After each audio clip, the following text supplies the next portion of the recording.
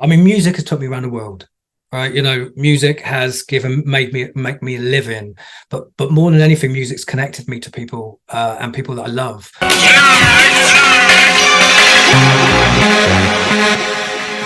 Some sounds, chords, you don't know what they are, you don't know how to play them, they hurt you. What is it? You don't know. But you're just loving it. Just like, well, so that's all it comes down to. I'm actually like tingling now thinking about this. Do you know what I mean?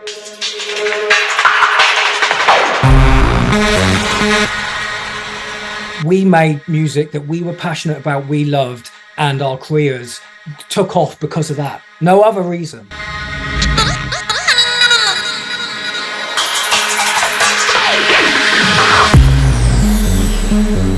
I got to a point with the depression situation where I just couldn't feel anything. Do you know what I mean?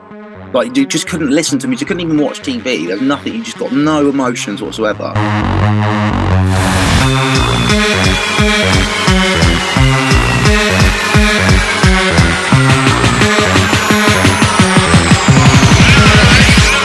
Welcome back to the One More Thing podcast, a space for deep interviews with some of electronic music's most inspiring minds. I'm Dave Colombo Jenkins, and after a short series of hip-hop focused interviews, this time I am easing us back into the realm of drum and bass with two of the movement's most consistent and creative artists, Total Science. They are literally the only drum and bass act to have emerged right at the forefront of that volcanic hardcore eruption in the early 90s, and have since gone on to release music every single year since their earliest moves way back in 94. That was as Funky Technicians, but even before that as Q Project and Spinback in 92 and 93 respectively. You can check that fact out or look up any other drum and bass and jungle act who came through at that time, and while they might have been present as DJs or in other capacities, Paul Smithy and Jason Quiff are the only act to have released original fresh material every single year. That is really impressive in itself, but it blows my mind even more when I hear what they've been through in recent times and the health challenges that Quiff has had to overcome. In fact, this is their first interview together in almost 5 years. I've lost count of how many times I've interviewed these guys over the years, and previous chats would usually involve around about 75% scurrilous confessions and unprintable jokes and anecdotes which never actually made it to the final article, and that was long before cancel culture was a thing. But this is a much different and deeper conversation. This is much more reflective and a lot more sensitive and thoughtful. I could easily do a part 2 or a part 3 and dig much deeper into their music and all of the flavours and the eras and the chapters that they have championed and the influence that they have had over the decades. We'll save those conversations for another day. For now, this is where Total Science are at in 2023 and how they got here. If you like what you're hearing, please support us on Patreon or share this podcast so it can get to as many ears as possible. Enjoy.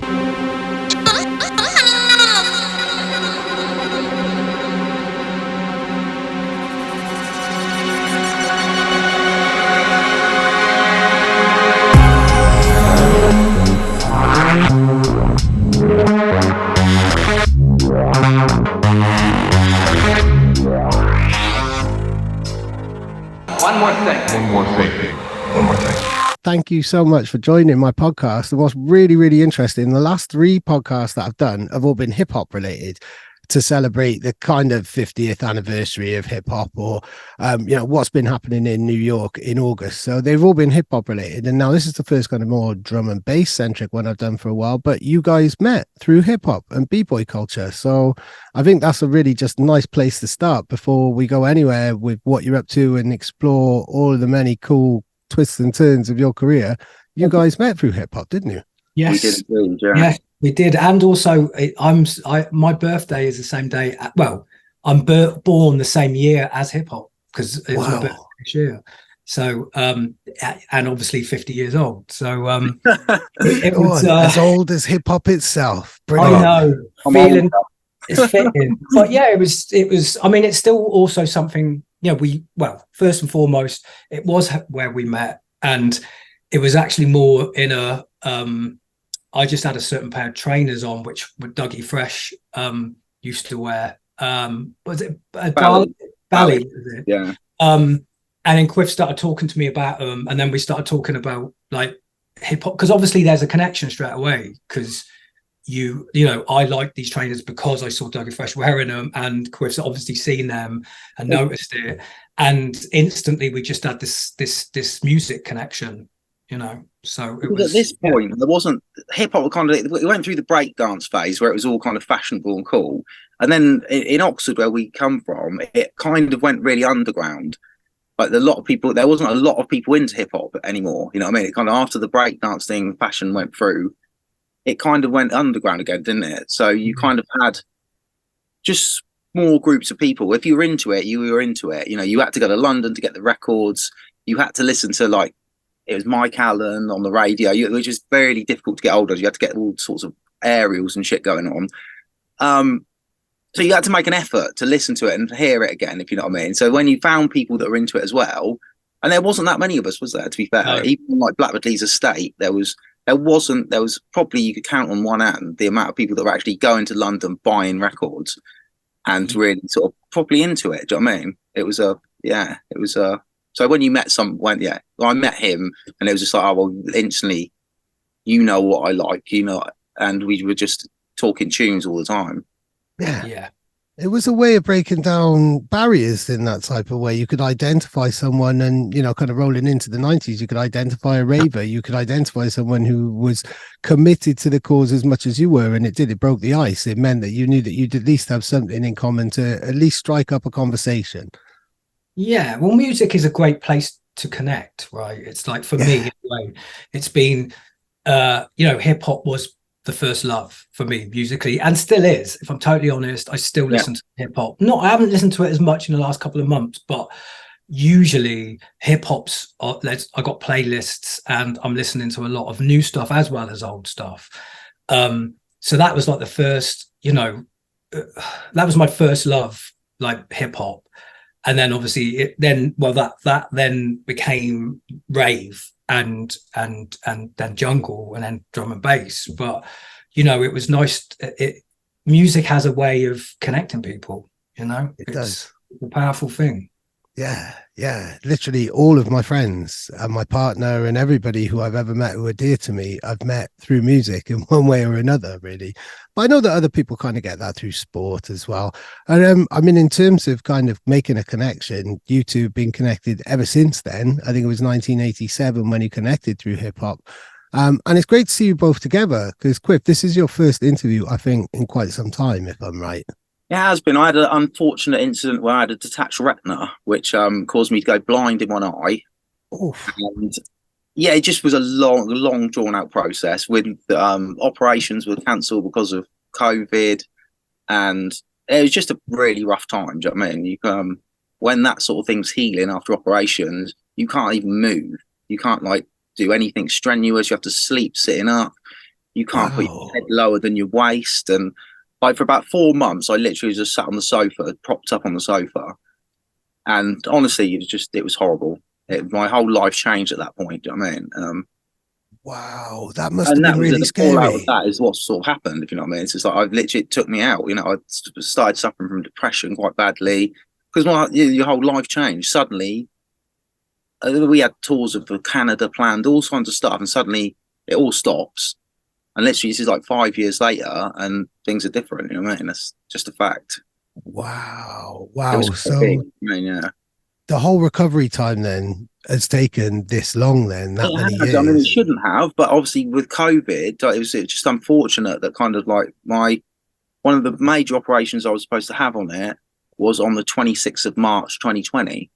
Oh, right. Wow. Yeah. So the day you went into lockdown, I think, wasn't it? I didn't have it until January 2022 then. So all that time I was waiting. Do you know what I mean?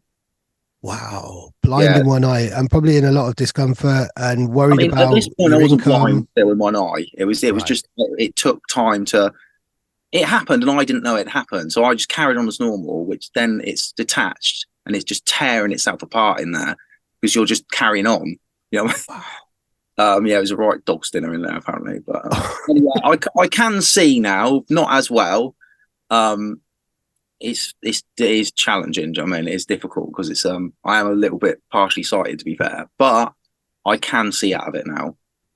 Wow. But it was massively life changing experience. I mean, Congratulations on your recovery then in that way. And you must have a completely different outlook on life, really, having gone through that. Yeah, it was a difficult time, to be fair. Do you know what I mean?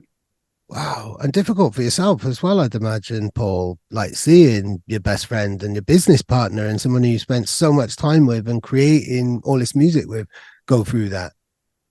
It was very challenging. It brought stuff up in me. It's challenging because there's a part of me that always wants to try and fix.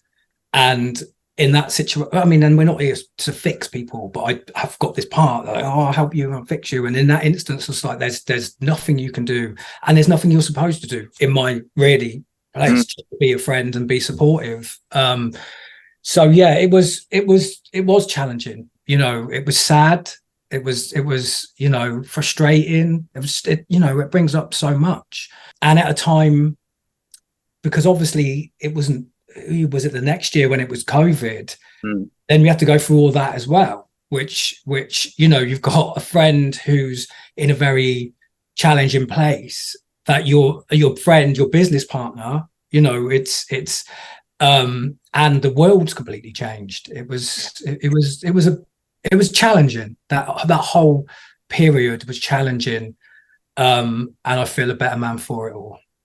Yeah. Having come through it out the other side, really still alive and still smiling in that way. Yeah, I mean that's the beauty of it, really. That is, we are still alive and we are still smiling. So yeah, wow. It shit happens at the end of the day, doesn't it? We're getting older.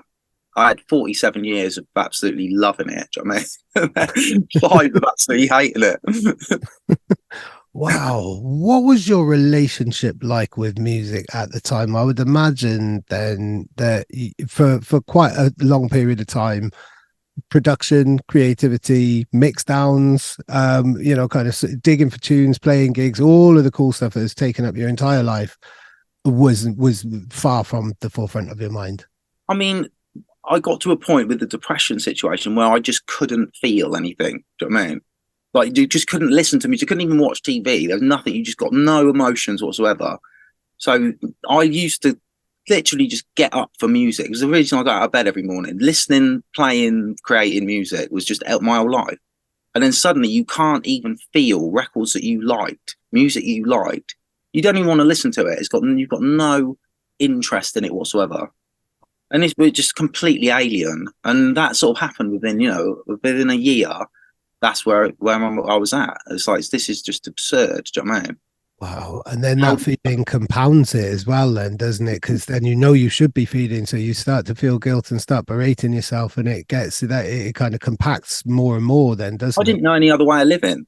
That was just my whole life, my whole coping mechanism. Do you know what I mean? Searching out, listening to, playing, making music. Yeah. Suddenly, got no identity left. Do you know what I mean? It's just like, what? That's who I was. You know what I mean? Wow.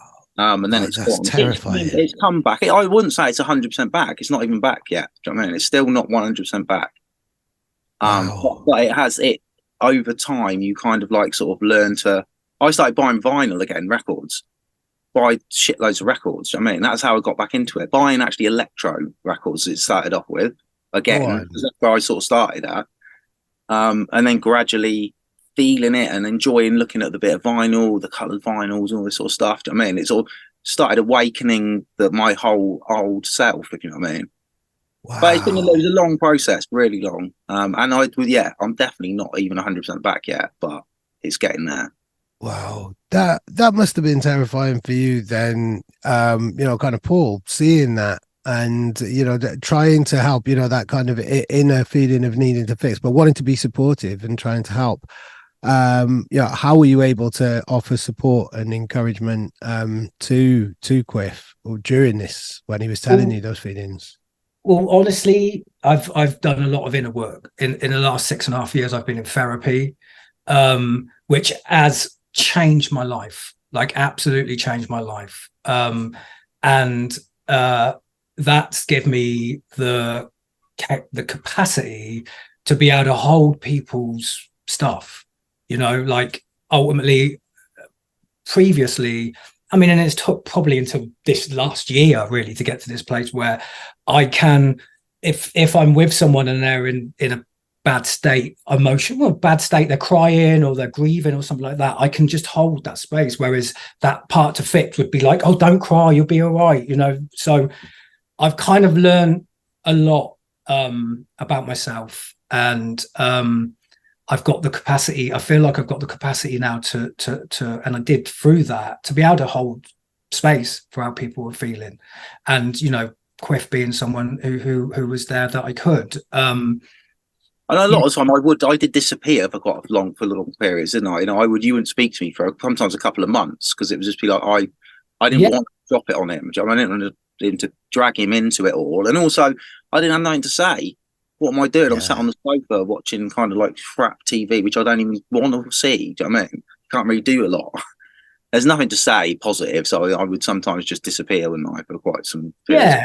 Yeah, you definitely would, and I would let you be in that space, because you can't. I would have people like saying, "Oh, if you spoke to, is he all right?" And I'm like, "Well, I knew you were right. I sensed you were all right, because you would let me know if you were on the edge. You would let me know. Do you know what I mean? So, you know, we've got a connection from all these years. We do know each other pretty well." And although I know, you know, I know people that have done stuff and they fought, and other people thought they were right. I never ever thought that with Quiff. And even though I know it was challenging as hell, I just had a sense in me, you know. And like I said, I've got my partner. She looked after me for it all well. You know what I mean? And it's so there was people here to look after me as well. So I was always with somebody safe and good, if you know what I mean. Yeah. Who was able to give you that space in that way? I mean, she's amazing. I mean, I can't thank her enough. You know, I must have been a complete nightmare having that sat around, miserable man sat around just moping over life. Do you know what I mean? Like, well, I was remembering all of the interviews that we've done over the years, and especially when I started working at Drum and Bass Arena kind of 12 years ago. We did a series of interviews, and you were always, I mean, there was always like, oh my God, how much of this is actually printable? Because you would just be rifling off joke after joke, anecdote after anecdote, tales of the old school, and be that kind of bubbly Quiff that a lot of people have come across in the dance for, you know, over 30 years. And I was remembering all of those times and thinking like, will this podcast be a nightmare to edit? You know, is that, how much is that? Because it's been so long, and it's had a real effect then on your personality. You're still on that journey then, you're still on that recovery. And definitely. Yeah. But that's what I mean. I'd never, the one thing with it was it was just life changing. You know what I mean? Because I was always I just didn't really care that much. I literally just got on with it. You know what I mean? I knew what I wanted to do. I had a mission in life. And it's like, well, I'm just going to enjoy the ride. You know what I mean? And I did have 47 years doing that. And it was amazing. Do you know what I mean? It was brilliant. I can't argue with it. You know what I mean? But then you sort of, reality kicks in that like now you can't do any of that anymore today. Yeah. You know, not now, but at that point, a couple of months into it, it's just like, that can't happen now. You can't do any of those things. You can't drive a car, even get out of the compound. I mean, you can't do anything. I mean, it's just like, it's crazy. Wow. I mean, I remember one particular line from an interview. It was around about 2016, and you'd say that if you couldn't sleep, you know, and it'd be quite often you'd have an idea, if you couldn't sleep, you'd get up and have a run, and then you'd be getting up and doing mix downs to like 4 or 5 in the morning and stuff. It was literally the driving force. Like the minute I used to have a run, a half marathon before breakfast. Honestly, that's not a lie. That's the truth of the matter. And then 4 months on the sofa, I couldn't even walk 2 miles. Like my partner, we went out, and she said, "Come on, you got to start going out again because I always used to get out in the mornings and run." And that would be almost like my therapy. Do you know what I mean? That would get me into the day, get me all my ideas flying. And I walked 2 miles and I was sick. I was so fucked. My body was so finished. Wow. 2 mile walk after being able to run 13 miles in the morning before breakfast. Completely I was just like, really? You know what I mean? Wow. It only took 4 months to completely destroy my fitness. Do you know what I mean? Wow. Where's your fitness at now? I now walk in the mornings when I used to run. So it's the same thing. I go out in the woods in the early hours of the morning now, looking at like creatures and everything. It's like I'm really into gliss at the moment. There's a lot of them in the woods over here. edible dormice. They're sort of like, Wow. you know what it is? You know what it is here. No, I don't. I'm making a mental note to remember this so I can look them up straight after the conversation. Like this, every day is a school day for me, all of the time. Like, but I'm imagining when you say edible dormice, I'm imagining, almost you walking through the woods and picking up these dormice and just eating them raw, like Ozzy Osbourne. I've never eaten one. The cat's raw cooked. But, I've not eaten one, no. But yeah, so they're out there, so that's what I do now. It's the same time frame, but I walk instead of run. I can't run anymore. That just didn't ever happen again. I possibly could if I put a lot of effort into it, but it's just like I get a lot out of just the walking anyway now. Yeah, and on that rehabilitation and connecting with nature and getting fresh air, and it's still serving its purpose in terms of clearing your head and getting you sorted for the rest of the day. Then, Paul, what have you learned about yourself then during the last 6 years of therapy and the journey that you've personally been on? It sounds like you've been on an incredible journey yourself, and what's probably the most important things that you've learned about yourself? Well, it's not even just about learning. So in the last year, a couple of years ago, I stumbled across something called men's work, and I got fascinated with it. I lived in a lot of fear. And I'm going to be real honest. I've had a lot of fear in my system, and I felt that men, in particular, sometimes there would be some hostility towards men, or feel kind of threatened by other men. And so that would stop me from doing a lot of things. And finding this men's work was brought up loads of stuff. It's only this April that I've actually done like it was called an immersion. It was a company organization called the Sacred Sons, and it's like connecting men. What their tagline is, connecting men to their hearts, and it's like dropping into yourself and beyond all the parts of you that have learned ways to cope. Do you know what I mean? Like, be it addictive behavior, be it like sort of, I don't know, whatever.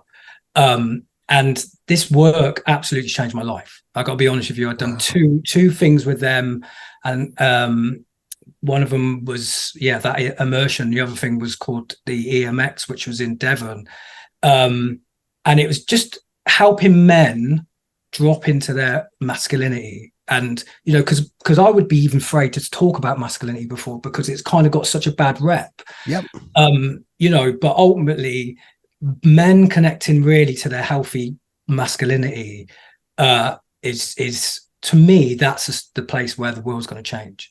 Really. Yeah. And it's been phenomenal. I've been thinking about this recently, how I kind of want to speak to some of these people in the Sacred Sons and try and bring it into the dance industry. Because it's, honestly, I can't speak highly enough about it. It's something I want to become a facilitator in it. Wow.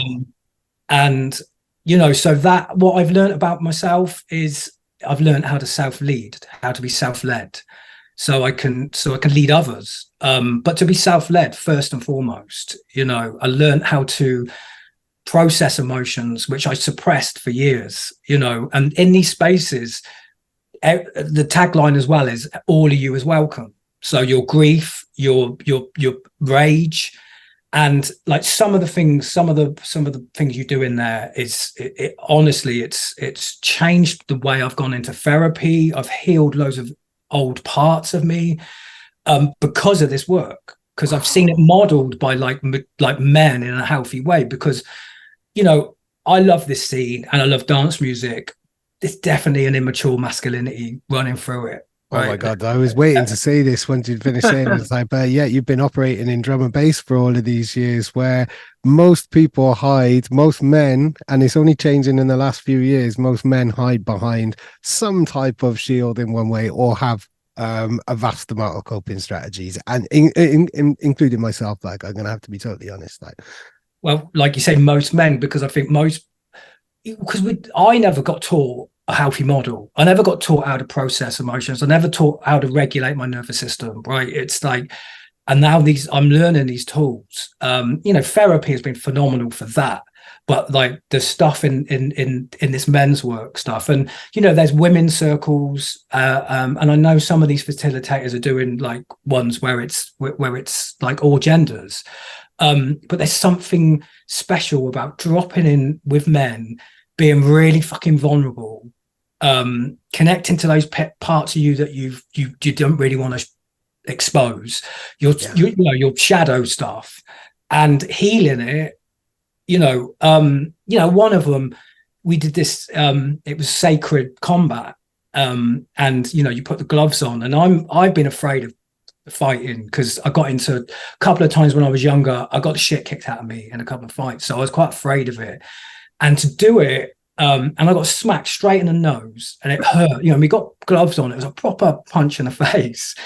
But what I learned from that was I can get hit and I can get back up. There's these things you're taking from these experiences, and I don't want to, because fighting in itself is not.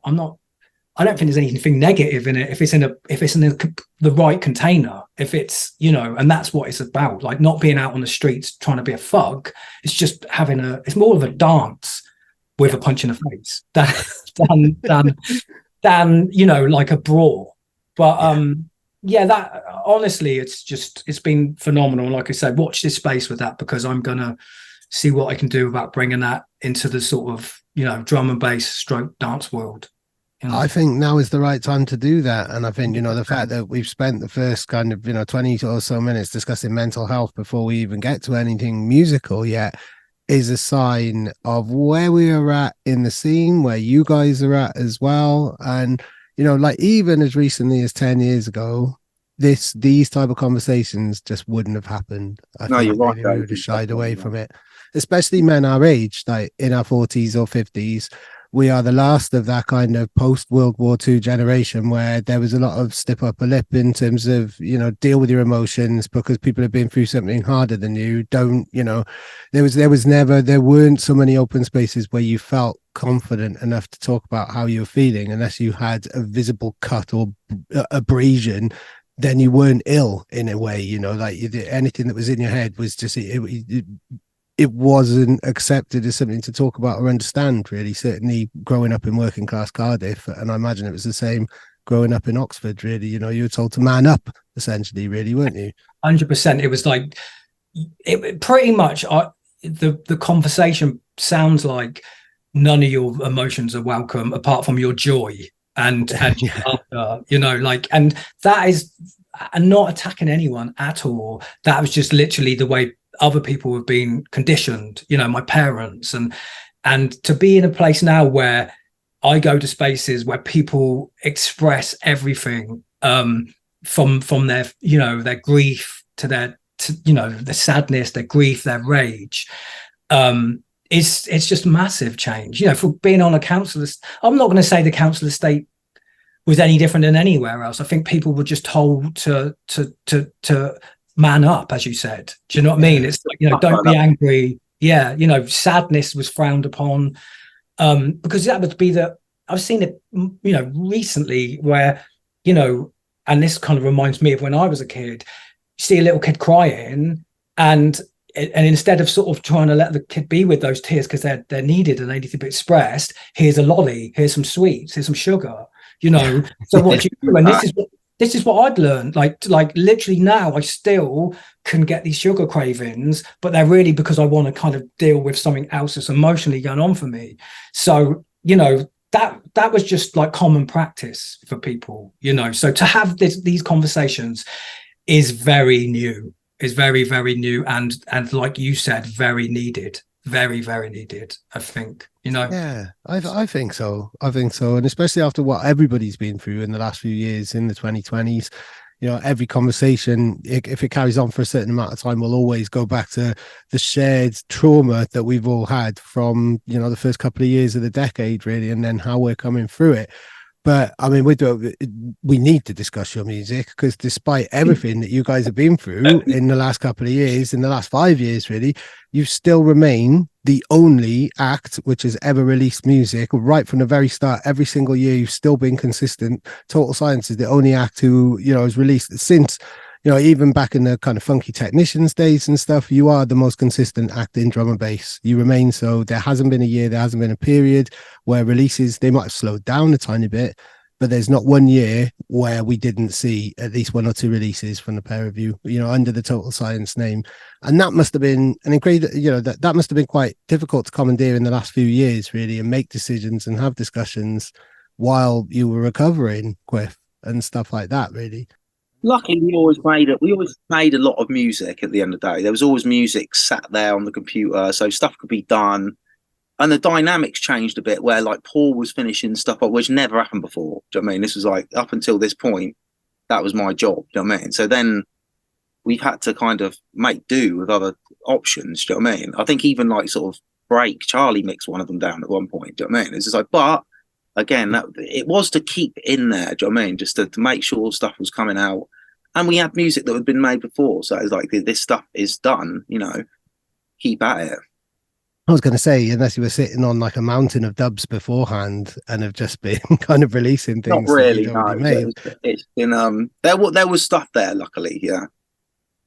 Yeah, like for example, the Fuck That tune that's just come out recently. We'd started that before. That was either before your eye incident or maybe a year after that. It was just various stages of the eye incident, wasn't there? Kind of like sort of like there was a point where I wasn't too bad.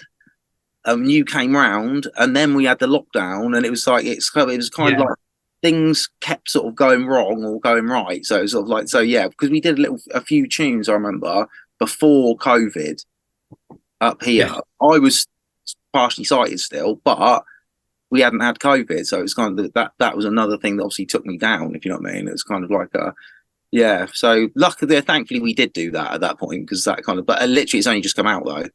But that was it. We were going, I remember we actually got onto a bit of a roll at that period, and then COVID hit, and then it was like, okay, that no more music.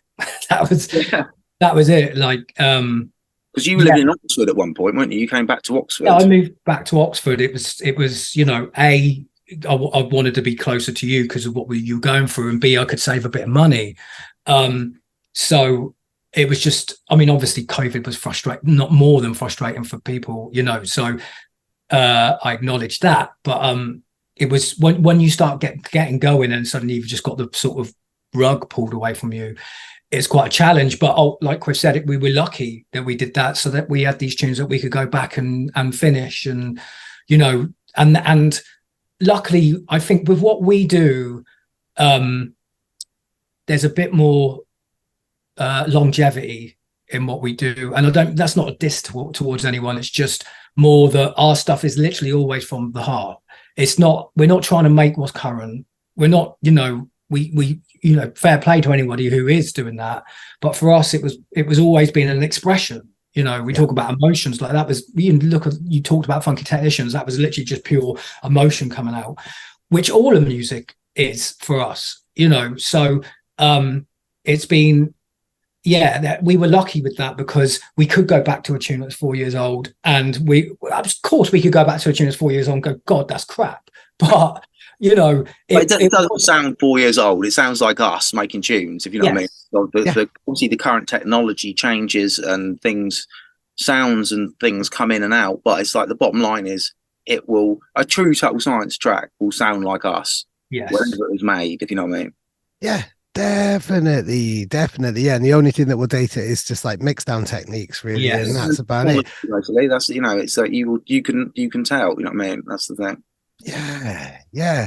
There's a timelessness, but there's also a kind of blank canvas as well. You're not known for any particular sound, but if I dig deep into any aspect of your discography, there's a bit of jump up in there. There's an amazing kind of period of that golden age of kind of liquids when, you know, you had Marcus on the label. I think you did some bits on Solar and stuff like that, that kind of creative saucy type of era, early 2000s. You've been through all these eras. You've got a fine line in house music and broken beat and stuff like that. But, you know, you've always had an open canvas, an open book, a blank canvas in that type of way, really. So expect this kind of, with a Total Science tune, it's expect the unexpected in a way. And you've always managed to maintain that and never backed yourself into a corner in any way. yeah, which was funny because at times I've questioned whether that was the best thing for us. Yeah, I know. You know, because you're like, well, how does anybody how do you market us in a sense? But ultimately, we've always stayed true to who we are. And even if that was, going from making, booker me like sort of, I don't like, what was the term of phrase? Atmospheric rather than intelligent. I hated that. It's a bit sort of like aloof. Yes. So, from beautiful atmospheric stuff to some questionable jump up stuff, but they were all actual places where they represented where we were at. We were vibing. At that time, we were just vibing. And it's like, right now we're playing out Hazard tunes. Do you know what I mean? We're loving it. Do you know what I mean? It's just like, so we're vibing off it. You know what I mean? You're making something like you're vibing off, if you know what I mean. We're enjoying life. Do you know what I mean? And just doing what you do. Which definitely.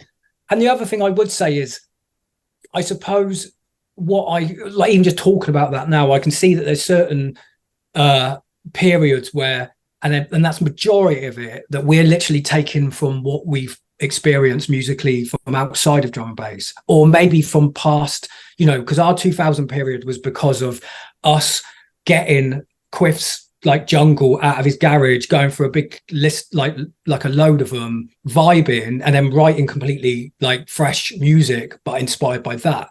We've never, only like when we said about the Hazard period and a few others where we actually been inspired by drum and bass. Yeah. It's like it for me, being inspired by outside like influences is important, and it just keeps things fresh, because otherwise you just sound like everybody else.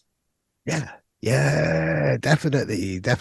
My first few years of kind of interviewing people, I'd always be surprised that, like house producers don't really listen to much house music, drum and bass producers don't listen to much drum and bass. And I found that kind of, that blew my mind a little bit. But as time goes by, when you've got something that takes up your entire head professionally and creatively and pays the mortgage to a certain degree, or complete entire degree, if you've managed to make it full time in music, then the last thing you want to do when you're looking for inspiration and you're looking for something to get that comfort and that thrill of music from again is not normally the style of music that you're actually known for making, because you know it inside out. That's your day job in a way. It's like a busman's holiday or something. So you find it in usually the stuff that you either grew up with, or, looking as far afield as you can really to get that thrill from music again and keep it fresh and exciting for you, isn't it? Yeah, and it also then it's sort of something you then take into what you're doing, because that was the one thing. If I'm going to speak on a negative of drum and bass at the moment, is there's a lot of stuff that sounds the same, and I understand, because there's basically people that are just grown up with drum and bass, so. Yeah, they're not really got the outside influences that we were lucky to experience. We were around when all this stuff was actually being born. Drum and bass jungle born while we were making it. So and all of it was from outside influences rather than the thing itself. Whereas now it's drum and bass. Most of the new artists are inspired. They want to sound like DLR, or they want to sound like Break, or they want to sound like, whereas there were periods when we did, like, we definitely sounded like Source Direct at one point and whatever. And I think sometimes, and I think music in general, you go through a period of imitation to start with. I mean, although I don't think we did with our jungle thing, it was just fresh. We didn't even know what we were doing, but you go through a place of imitation till you find your true self. And we did in 2000, after making the Champion Sound remix, that was us like just finding who we were, really. Right. So that was the moment then. Well, sort of again, we kind of did it early on. We found ourselves. Then you go down a little road, and then we've done it about 3 or 4 times, I think, where you kind of hit something. Something just happens. You just make a tune, and you suddenly just go off into one. Do you know what I mean? And it was the Champion Sound remix. And also it's about confidence as well. Like you're making music every day, and it's like stuff's going on in the scene, and you're not really getting a look in sometimes. You're not really getting, and then suddenly you make something, and then people will listen to all your other stuff. Yeah. And once it gets the kind of the nod, you then sort of like, it just opens the floodgates to creativity. that's what happened in that situation. Right. So that was when things kind of fell into place at that particular stage. Because I think if I remember previous conversations, there was always a sense of kind of being outsiders because you weren't from London or from Bristol, and you were always kind of. I think there's a benefit when you look back in hindsight now, you weren't part of the thick of it. So you were coming with fresh ideas and perspectives and inspirations. But there's a lot of times, and same being in South Wales, you're always kind of on the peripheries. You don't feel in the thick of it or connected with this thing that's called the scene. But then even people who are in London or Bristol don't feel connected with this thing that's called the scene because it's a totally theoretical concept in a way, really, isn't it? And obviously back then it was a different way of communicating and keeping in contact with each other. Do you know what I mean? You literally had a landline and a DAT machine. That was it. You know what I mean? It's like to get tunes to people, to contact with people, unless you were in the club or going around seeing each other in the sort of scene, you didn't really see anyone that often. You know, I remember Danny Bookham used to come down and meet us at a garage. Yeah. That's off. It's at the top of the sounds at the top of Blackford Lee's garage. It's not even there anymore. And we just crawl out of the studio hammered and just go over with a bag of DATs for him. Yeah, brilliant. There was no almost like an illicit exchange in a kind of way. Then, really. Yeah. Yeah, but also you had to, that showed how much you wanted something, because Danny drove all the way from wherever he lived at the time to, like, it was a couple of hour drive to get these DATs, which he's then got to go off and then get them cut somewhere. It's not like sending. I mean, I was going to say AIM for a minute, and I just realised I've gone back in time myself. Like, just send an email, a Dropbox folder, and then you've got everything now. So, you know, it showed there was a lot of. I suppose that's why there was probably not so many people doing it as well, because you had to make a fucking effort, you know? It cost a lot of money to buy the equipment for a start. Do you know what I mean? It wasn't like you couldn't just do it on an iPhone. I mean, the very first studio I bought myself was literally 20 grand, and it was literally nothing. Do you know what I mean? We had studios before that with the Legend situation and stuff like that, but the one I actually bought in my house, this was around sort of 96 time, was the first time I actually bought one for myself in my bedroom. That cost me £20,000. What I had, there was a mixing desk, an EMU sampler, a computer, I think a JV28 and a couple of effects units. £20,000 that cost, and then you have to figure out how it all fucking works as well. There's no YouTube videos, or you know, there is. That was it. That's what I'm laughing. And figure it all out yourself. Do you know what I mean? So there was to get past all those boundaries to get to start making something at a standard took a lot of effort. Yeah, you had to be completely committed. Committed, and a bit crazy, really, to go into that level of debt or that level of financial commitment. I mean, 20 grand is a lot of money now. Back then, that was like probably twice as much in terms of what you could get for it, value and everything like that. You mentioned the Legend situation. I mean, that was a big kind of breakthrough, really, wasn't it? Let's go back to that kind of era and that label in particular. Yeah, I mean, you know, that was the home of Champion Sound, you know, Quiff's, you know, anthem, and it was a great experience. I can still remember those days. Some of them are quite blurry, but but yeah, but you know, it was good because we had a kind of group, you know, is us and Gwanji, a guy called Ronnie. That Ronnie and Gwanji were the guys that owned Legend. But we were good friends, predominantly with Gwanji originally, you know, because we made music together as the Alliance. But yeah, like we would, back then we were hiring studios out, so we'd use like the Invisible Man's studio. Quiff made Champion Sound in the Invisible Man's studio, right. And I'd made my first my Spinback tune there as well. But then we went on and we were hiring out Jack Smooth Studios, which were in what was the area again? I think it was it Uxbridge? Uxbridge, yeah. So we'd go up there, and that was the days of sequencers. So there was no computer screen. And it was so beautiful about it, because you're literally just like, listen, that you're really focusing on what you're hearing instead of sort of what you're seeing. Yeah, it was word sequencers, but they used that thing. We used to call it the cash register, didn't we? That's what I'm saying. It was the home of sequencers. Yeah, but I think the Amiga. Graham used to have the Invisible Man had an Amiga, so you used to use sequencer one. So there was a screen involved there, but with Smooths had the cash register, didn't they? And I really enjoyed that. There was something kind of quite special about that. You know, you'd go up there with your, you know, ultramagnetic MCs tunes and your hip hop and your soul, and you're creating this stuff and you're playing synths, and you know, none of us had any training. And magic happened, man. You know, literally, it was, you know, because I can see some people I've seen before where people would slate Goldie because he don't produce his own stuff. And I'm like, that's just a load of bollocks, because ultimately what it is how do you get what's in you out, right? That's just, and if you haven't got the capability of producing that, or you feel someone's better, then whatever, it's just getting what you need out. And that to me was just like a perfect example of that. It's, you know, we wouldn't have known how to have got that out back then. Do you know what I mean? I mean, push the buttons basically. What they're doing really is you're telling them what to do.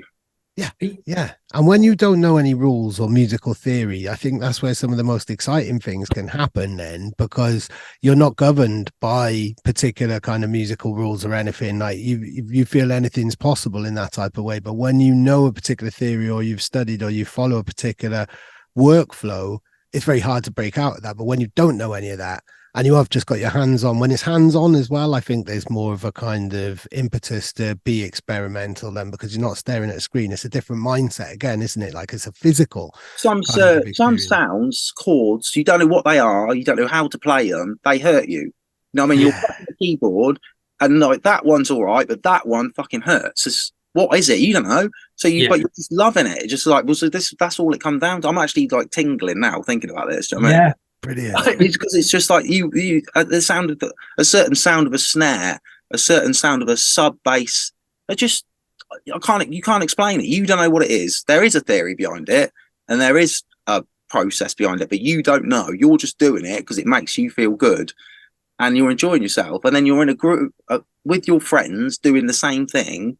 It's a brilliant feeling. Yeah, and that's what I mean. Like you're resonating off these sounds, and it's so. Especially when we're talking about those days, like we wouldn't have had a foggiest, had a place of, but you'd know what sounded right and what wrong, you know, because seeing as we've never had musical training, and back then you didn't have a YouTube, you couldn't just watch something to learn musical theory. So you just felt it out. And that was the beautiful thing about it. It was literally all about feeling. Yeah. And that's probably what led to everybody having their own unique sounds in a way. Like a lot of people will follow the paths that have been mapped out by people with tutorials, you know, right or wrong. And sometimes you do look things up to go, right, well, hang on, how do you sort out this, you know, technical element and things? But then I think when a lot of people are following particular paths or using the same sample packs as well, you know, like that's why we've reached a more homogenous sound at the moment. But back then, everyone was just coming in with these mad ideas. And also people didn't share their skills. You know what I mean? You wouldn't, people that kept there, you know, you didn't have people showing each other how to do stuff, because it's like, well, I know how to do that. I'm not telling you. Do you know what I mean? Because it's like, then you're just giving away it's almost the exact opposite now.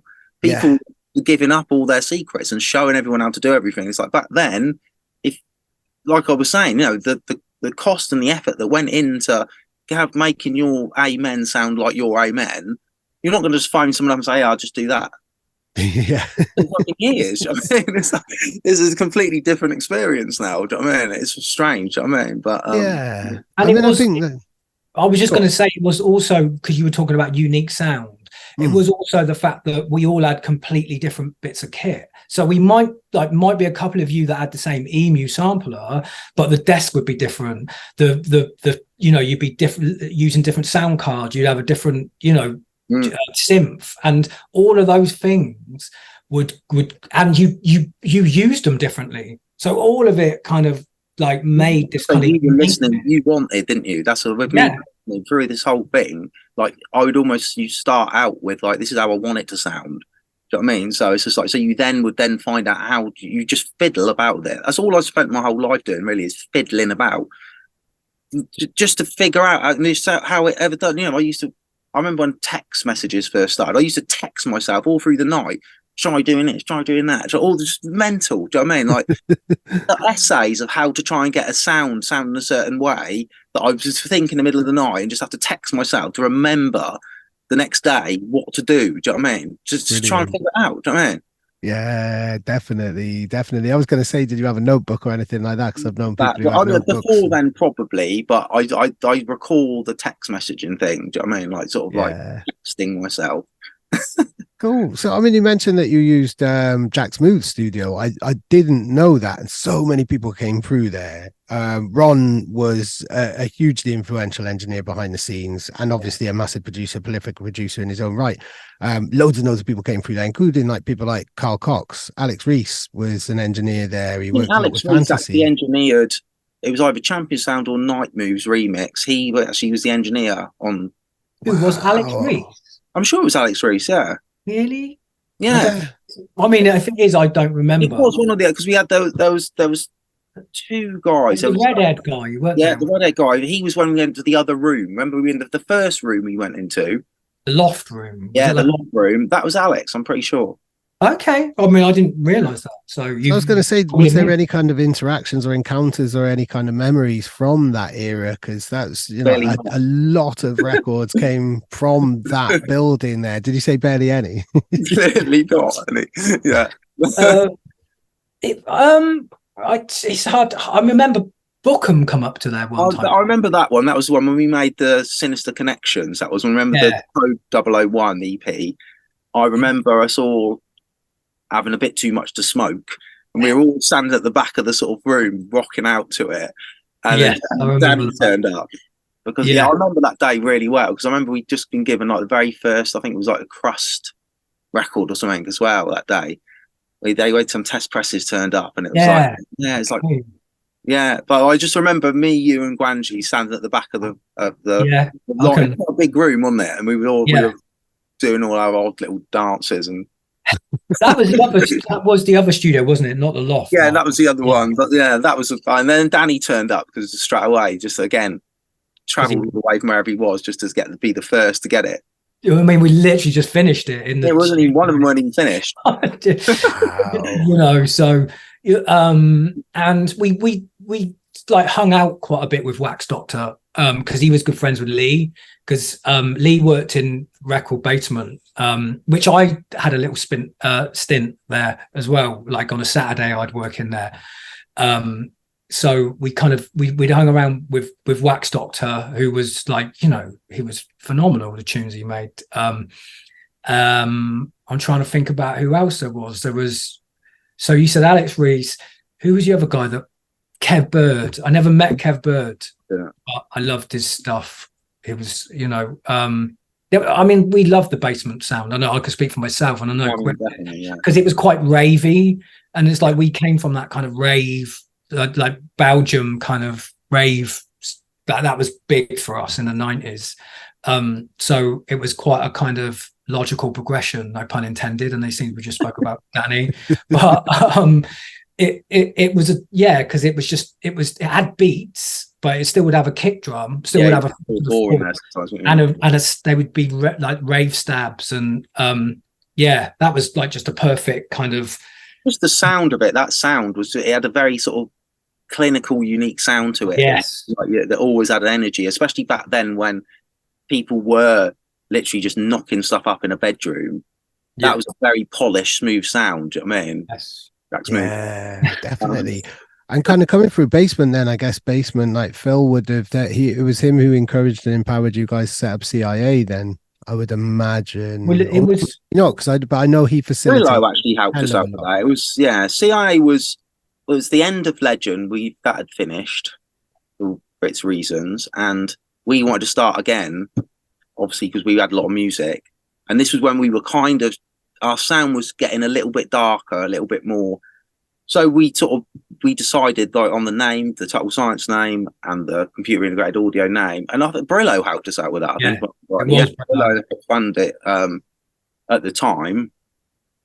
And obviously he used to work at Vinyl Distribution as well, didn't he?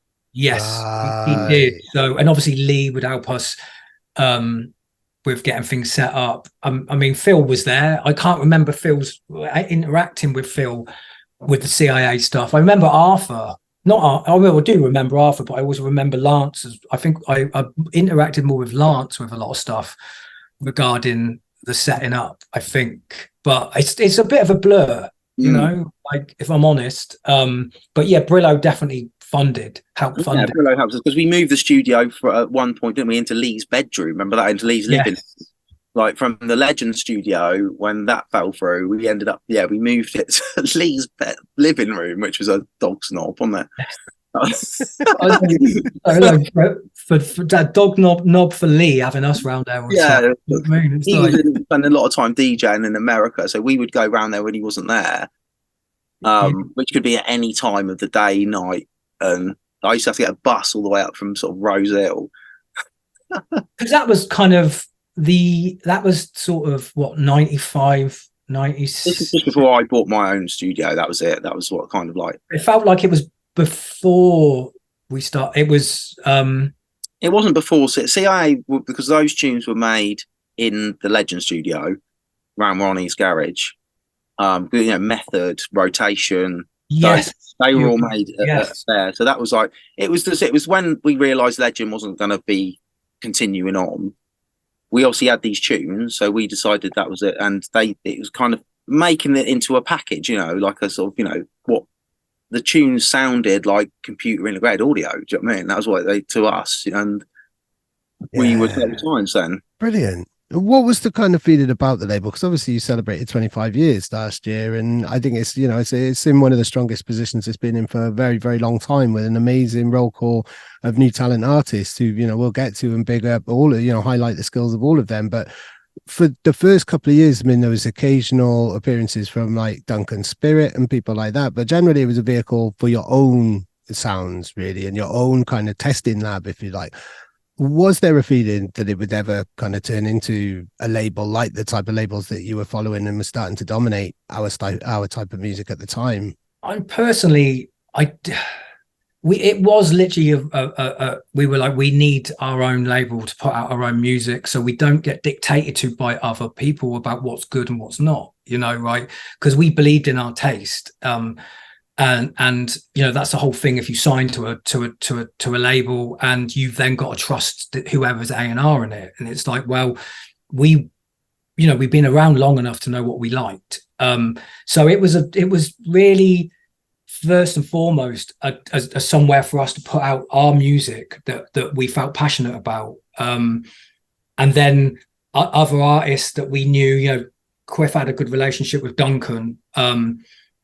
So that was an easy thing for us to get a Duncan tune on, because we loved what he did. And then Paradox, because Dev, we've known Dev for a long time, so he recorded for us. And obviously Digital, so Steve we've known for years.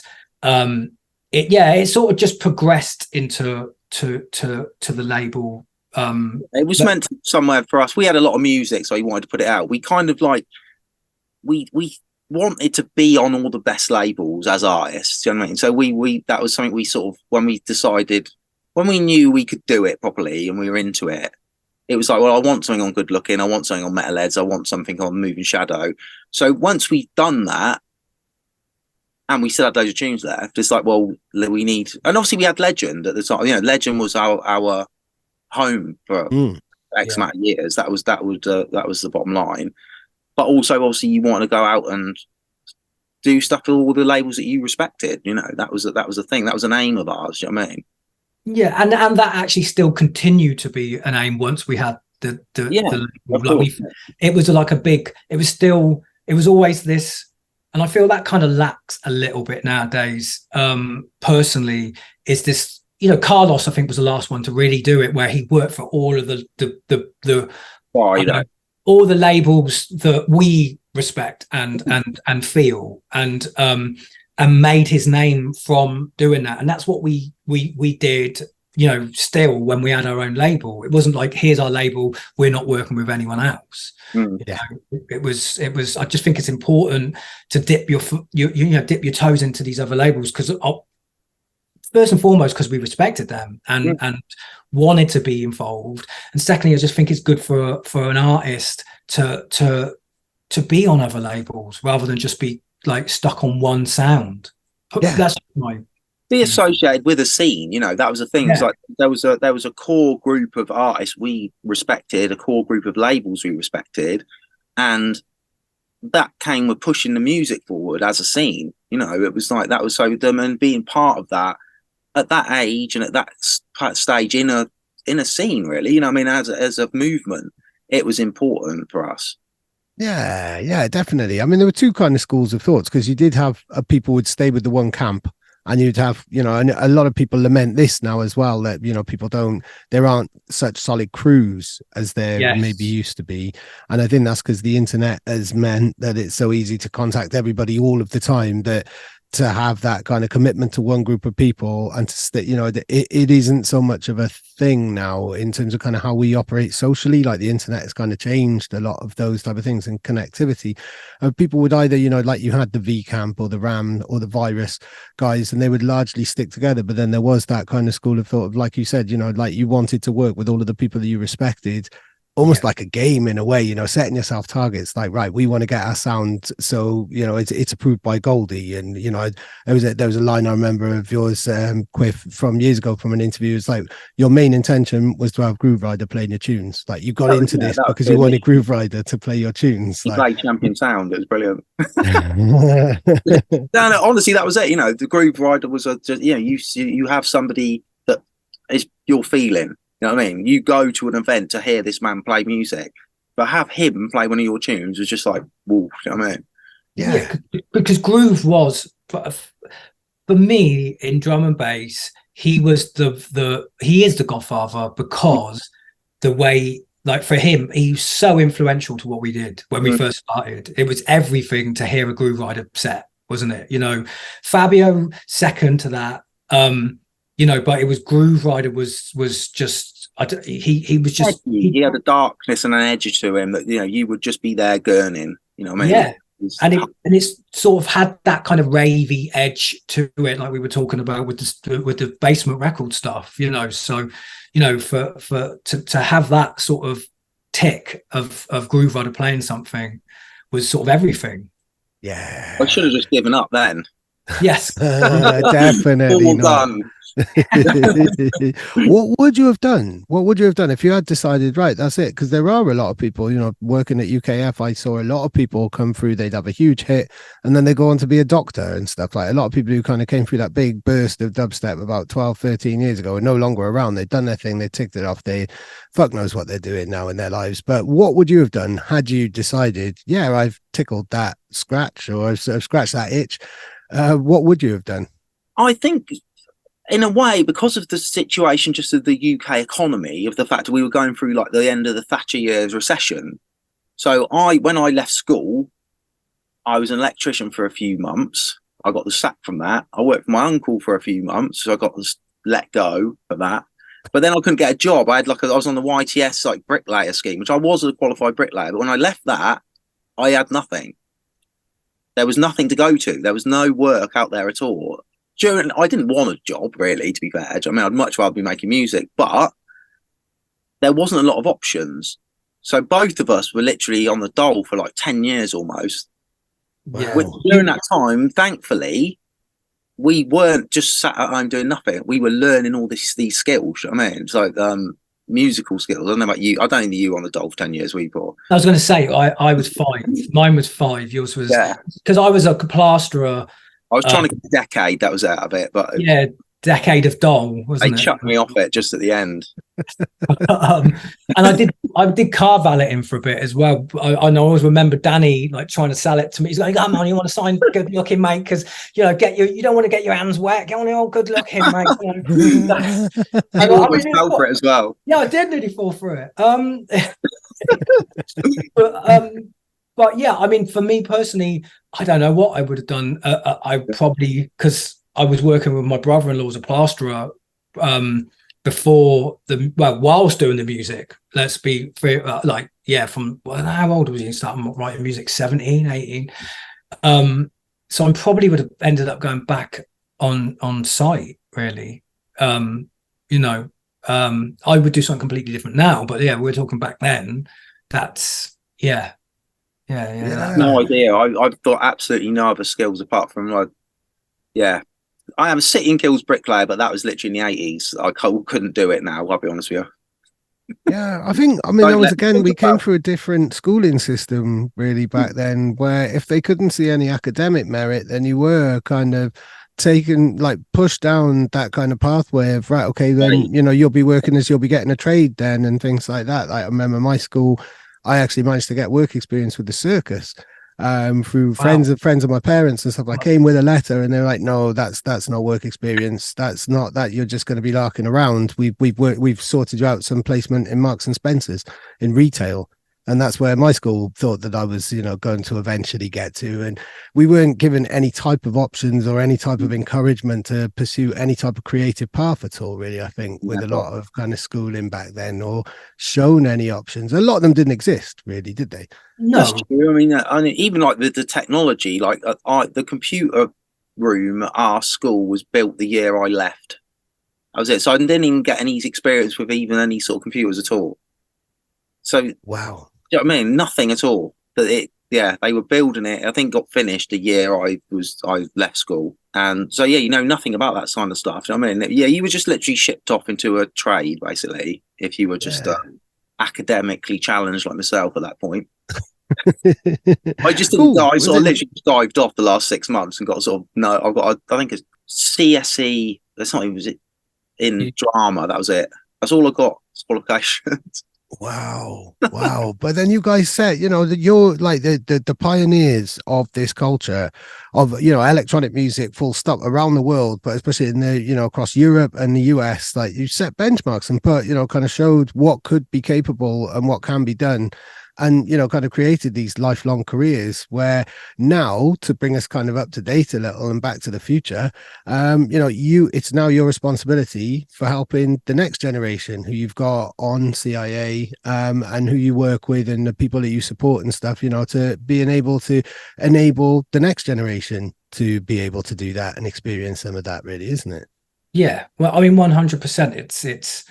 It feels good to kind of come full circle and to give back, to be of service in a sense. It's I mean, it's been so many times we've had big artists, not bigger, but big artists come through and they put some music on a label, but we would sort of just let them go off elsewhere. Whereas now we're trying to nurture artists. Like there's and I really enjoy it. I really enjoy giving artists feedback, trying to help them develop their own sound.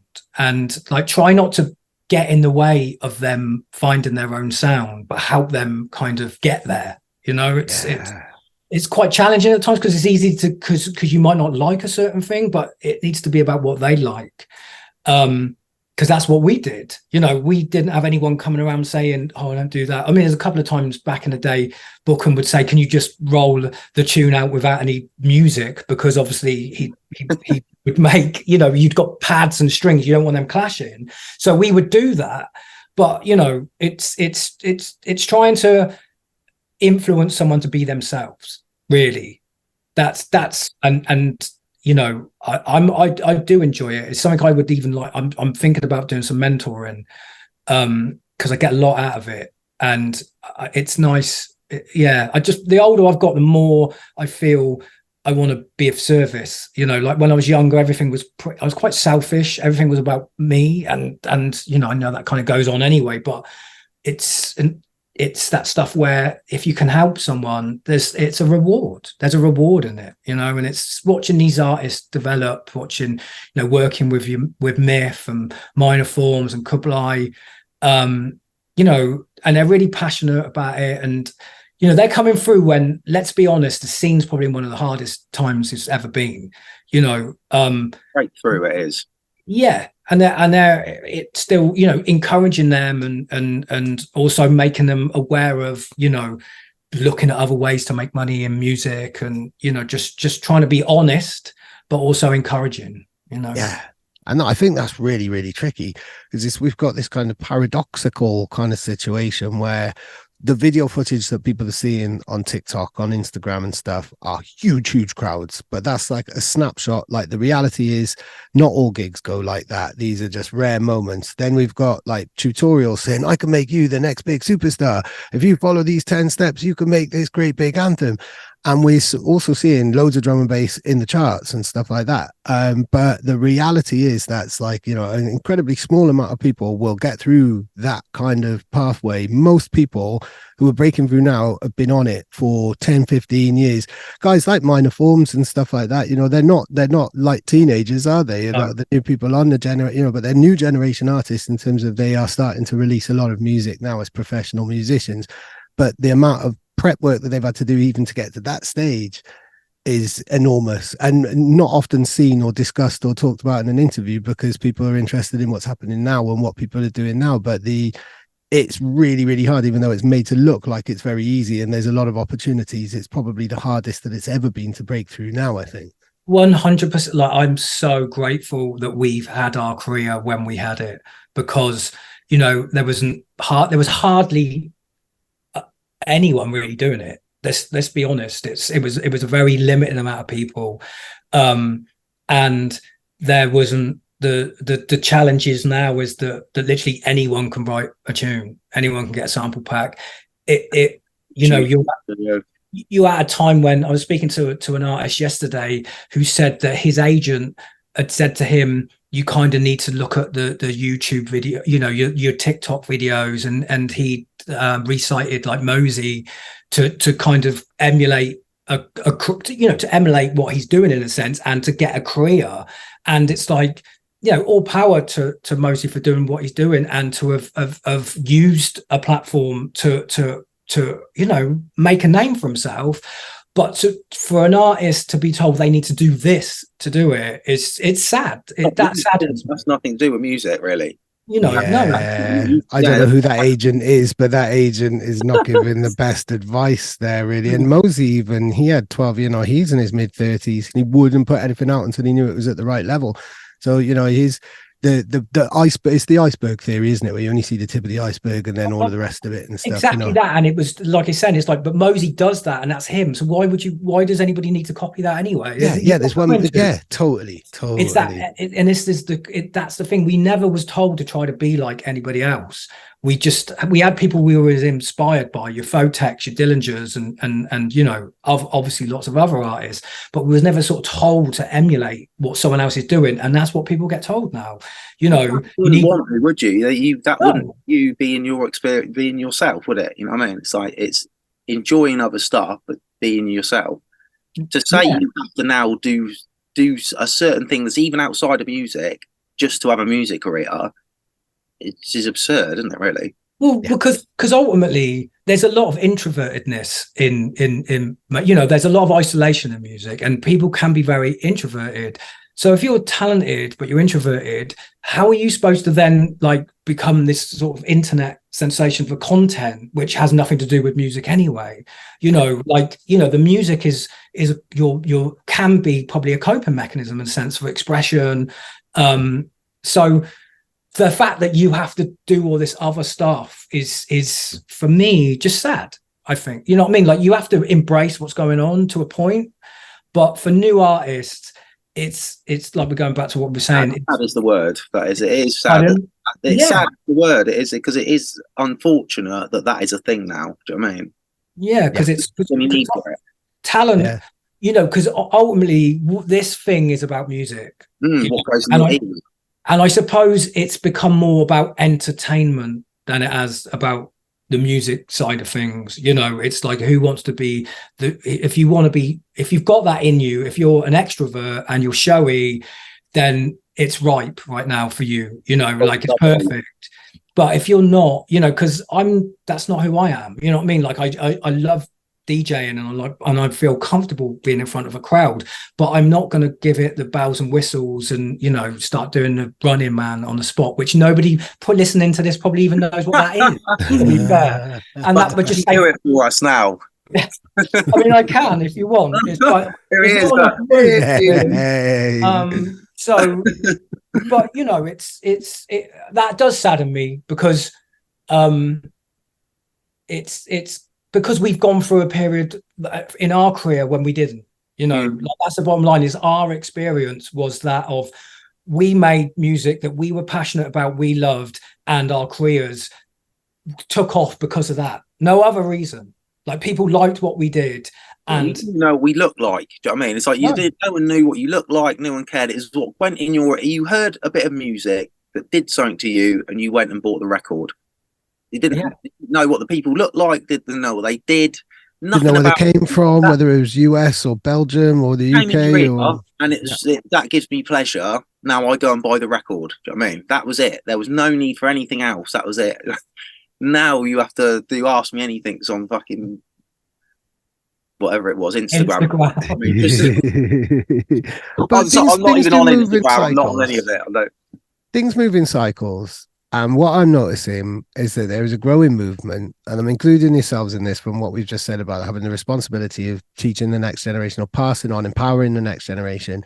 There is a growing movement of people who want that authenticity and don't want the bells and whistles and all of the shiny, flashy distractions, which sound and look good for all of about 6 weeks and then are suddenly retired and no longer part of a DJ set. Maybe lucky if it comes out as a novelty record 10 years later or as a bootleg or something.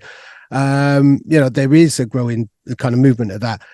Do you have any faith that things move around in cycles and that we will find a way of heralding creativity and actually putting some value back into it within our tenure within this scene, really? Or do you think we're just totally fucked? No, I honestly just don't know personally. It would be nice if it would. But then again, you look, if you were saying this 10 years ago, would we be talking about Instagram Ask Me Anythings? What is going to happen in the next 10 years? Do you know what I mean? Yeah. So it might have to go backwards, or something might come along where people see through this fact that they need to be on these platforms that are kind of literally, you're just a product, which is like you're making somebody else money just to sort of waste your time all day long. Yeah. At some point, people might realise, what am I doing? Do you know what I mean? Why am I wasting all my time doing this for nothing? Do you know what I mean? To a certain degree. Yeah. Because if you're making money off it, then you're literally just wasting your time. Sadly. Yeah. So in 10 years' time, it might have all got better, or it might have all got worse. Do you know what I mean? And my response would be, obviously, I don't know. Of course. Do you know what I mean? But everything is seasonal, like, and I suppose it feels like the underground is really taken a knock of late, and that will come. I believe it will come around because there's always a need for it. And I suppose the challenge has been that COVID had a knock-on effect as well as everything else. It's because clubs, I feel, are suffering because a lot of promoters have lost money. Clubs are probably not even existing anymore. There's just been this knock-on effect. And I feel like, I hope, as much as I am, I'm hopeful that it will turn itself around. It will go underground again. There will be or the underground scene will thrive again, because right now it's not thriving. It's struggling. And I just feel people are like, first and foremost, people have to have confidence, right? So it's just that bit is the challenging bit. It's like, where do people get the confidence from to put money into these nights that might not make money? And, how do they even afford to put these nights on, because everybody's wages have gone up? So how, people, I've seen people making posts about sort of, the state of the scene in a sense, and the underground and stuff like that. But you're going to have to do nights cheaper as DJs, like, to really make it work, I think, because ultimately, if you can go to this big massive event that's got all these DJs on it and it's only like, I don't know, 30 quid, but you can go to this other event and it's probably going to cost 15 quid, 20 quid just for one DJ. There's got to be a bit of give and take, I think, for it to turn itself around. And I think it will, because ultimately people are going to have to be like, well, yes, we need to make a living, but we also need the scene, because without, there's got to be compromise. Yeah, definitely. This is being recorded for a professional podcast. I could go on a huge rant about the disparity between DJ fees, but it wouldn't be professional. But I do think it's really unfair that huge organizations can do that and just completely swamp the market with huge lineups. And have the backing to be able to do that, because it does just completely eliminate any type of underground ingenuity, or someone who is underground and wants to put on an underground party aren't going to bother with that type of sound, and they're going to find another sound to nurture and encourage, which hasn't got so much corporate behavior operating at the top. So I suppose the thing is, yes, drum and bass is charting right now and it's popular. This isn't the first time. It won't be the last time, but it will. That something else will come along and drum and bass will be forgotten about in that mainstream bit. And all these other people, there'll be the next EDM or whatever it is, and they will jump on that because these people are driven by money, right? Yeah. There's a different thing.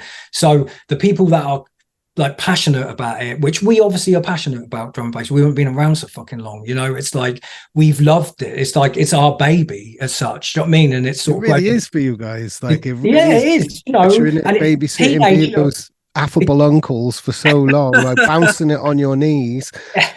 Dodgy uncles. Yeah, Uncle Albert. But as my niece always calls me. But Uncle Buck is what I get called a lot. God, that's a compliment and a half. Well, I'll take that. But yeah, it will, like we said, everything's seasonal. So even it being popular is seasonal. So that will disappear, and there will be the next, you know, whatever EDM or whatever it is that takes these people that are trying to just make money out of it away, and then there will be an underground. You know, there'll be the room for the underground, really. I believe that will happen. Yeah. And they're getting into music every day. This is the beauty of it. Like somebody today got into drum bass. Do you know what I mean? It's like right now it might be something shite that's in the charts, but when the cycle comes round again, those people, and some of them will stay forever.